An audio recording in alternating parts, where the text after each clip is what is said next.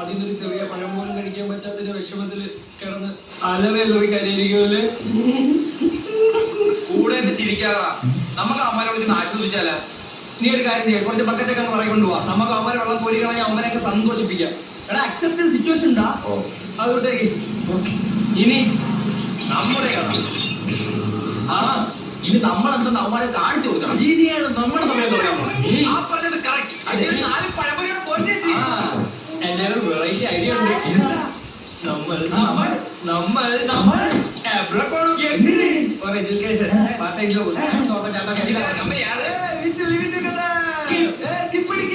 ജീവിതമാണ്. അല്ല എന്റെ പഴംപൊരി ഞാൻ എടുത്തേ.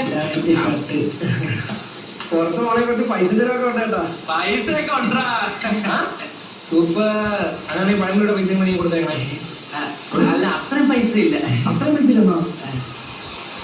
നീ നിങ്ങളുടെ പൈസ ഇല്ലേ?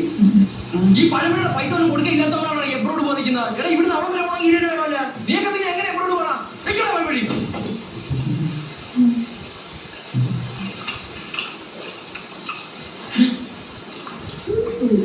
കുറെ പഴം പറ്റും.